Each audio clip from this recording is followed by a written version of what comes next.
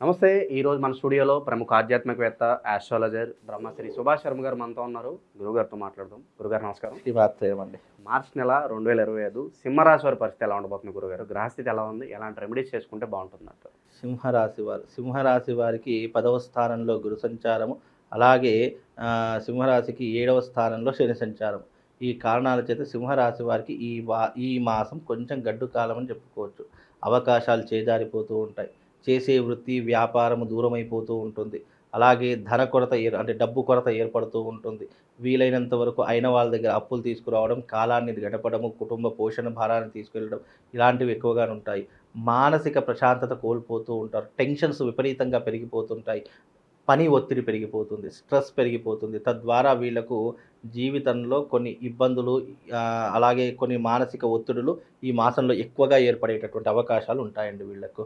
అలాగే వీళ్ళకి ఏంటి అంటే కనుక వీళ్ళ మీద ఏదైనా బరువు బాధ్యతలు పెడితే దానికోసం ఎంత గట్టిగా ప్రయత్నం చేసినా, ఎంత కష్టపడ్డా దానికి ప్రతిఫలం అనేటటువంటిది రాకుండా ఉంటుంది. తద్వారా వీళ్ళు చాలా బాధపడిపోతారు. ఎవరితో కష్టం చెప్పుకోవాలో అర్థం కాదు. ఎవరితో బాధ షేర్ చేసుకుంటే వాడు మనల్ని చూసి వెక్కిరిస్తాడేమని భయం పెరిగిపోతూ ఉంటుంది. ఇప్పుడున్నటువంటి మాసంలో సింహరాశి వారికి భయము, ఆందోళనలు, అలాగే అప్పుల బాధలు పెరిగిపోయేటటువంటి అవకాశం ఉంటుంది. కనుక సింహరాశి వారు ఎవరైతే ఉన్నారో కాస్త జాగ్రత్తగా ఉండే ప్రయత్నం చేసుకోండి. ఎప్పుడైనా సింహరాశి వారు ఒకటి గుర్తుపెట్టుకోండి, మీ జీవితంలో మీ కష్టాలు కానీ, మీ బాధలు కానీ, మీ కుటుంబ వ్యవహారాలు కానీ ఎవ్వరితో కూడా షేర్ చేసుకోకూడదు. అలా ఎవరితోనైనా మీరు పంచుకున్నారా మీ జీవితం కొలాప్స్.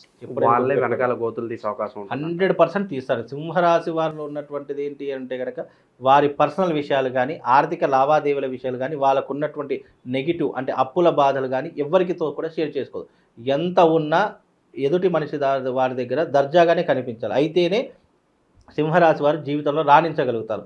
లేదు అని అంటే కనుక వాళ్ళు ఎన్ని పనులు చేసినా, ఎన్ని రకాల మంచి చేసినా కూడా వాళ్ళ జీవితంలో అది ఉపయోగపడకుండా బూడిదలో పోసిన పన్నీరు అవుతుంది. కాబట్టి సింహరాశి వారు ఎప్పుడు కూడా ధైర్యంగా ఉండండి. ధైర్యాన్ని కోల్పోయేటటువంటి ప్రయత్నం మాత్రం చేసుకోకండి.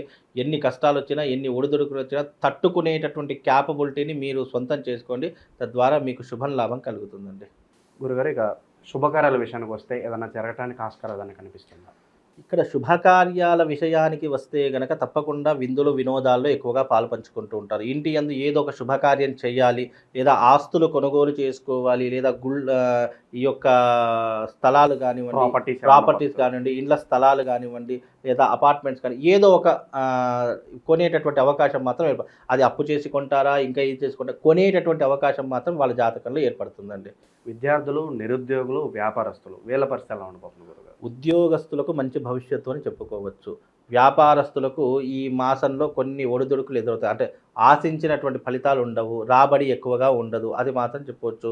అలాగే విద్యార్థులకు, వ్యాపారస్తులకు సమపాలనలో ఉంటుందని చెప్పుకోవచ్చు.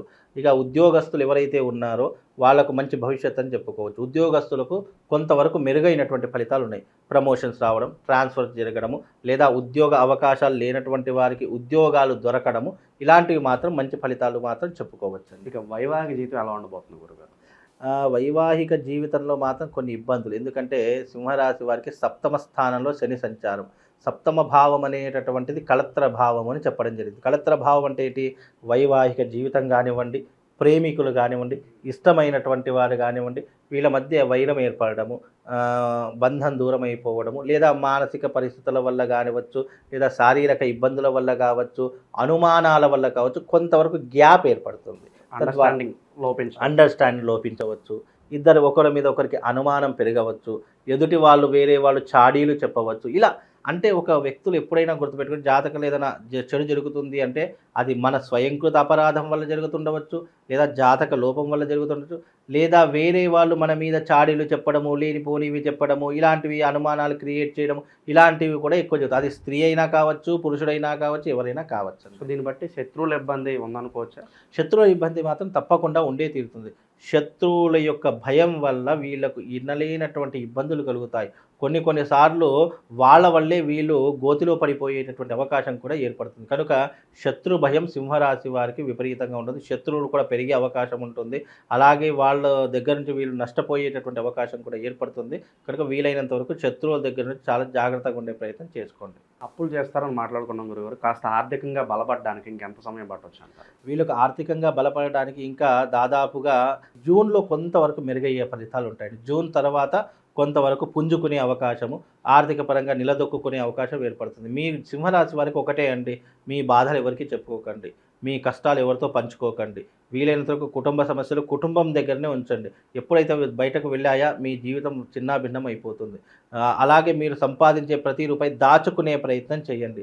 మీరు డబ్బులు ఎంత సంపాదిస్తే మీ జీవితం అంత నిలకడగా ఉంటుంది, అంత పై స్థాయికి చేరుకుంటుంది. కనుక సింహరాశి వారు వీలైనంత వరకు కష్టాలు బయటకు చెప్పుకోకండి, సుఖాలు 10 మందితో పంచుకోకండి.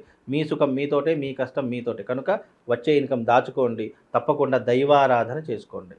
గురుగారు, ఇంకా మెరుగైన ఫలితాలు పొందడానికి ఎలాంటి రెమెడీస్ చేసుకుంటే బాగుంటుందంటారు? సింహరాశి వారు ఏదైనా మెరుగైనటువంటి ఫలితాలు కావాలంటే ప్రత్యంగిరాదేవి అమ్మవారి యొక్క ఉపాసన చేసుకోండి. ప్రత్యంగిర అమ్మవారి యొక్క హోమ సాధన చేసుకోండి.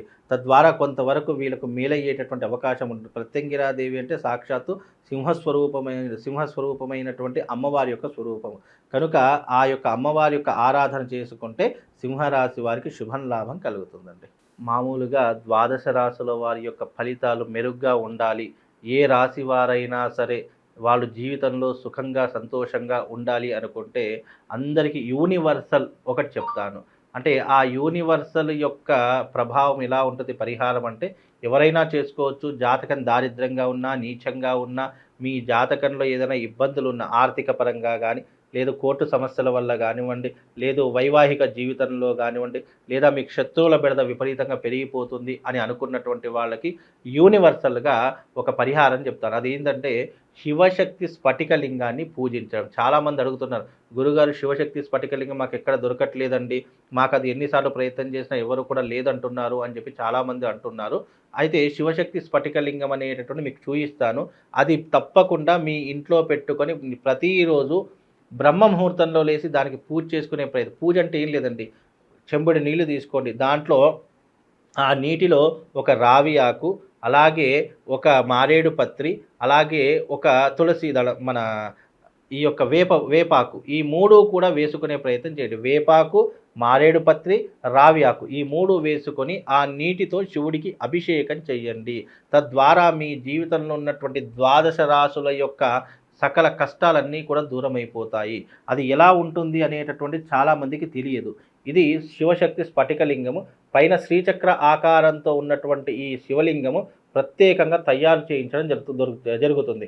కనుక మీకు ఎవరికైనా జాతకంలో ఇబ్బందులున్నా, గ్రహస్థితి బాగా లేకపోయినా, గురువుగారు మా జీవితంలో చాలా ఇబ్బందులు ఉన్నాయి, ఆర్థిక పరంగా ఇబ్బందులు పడుతున్నాము అని అనుకున్న ప్రతి ఒక్కరు కూడా ఈ శివలింగాన్ని పూజించరు. కేవలం ద్వాదశ రాశుల వారే కాదు, ఎవరైనా సరే ఈ శివశక్తి లింగాన్ని కనుక పూజిస్తే మీ జీవితంలో ఉన్నటువంటి అరిష్టాలు దూరం అవుతాయి, మీ ఇంట్లో ఉన్నటువంటి నెగిటివ్ ఎనర్జీ దూరం అయిపోతుంది.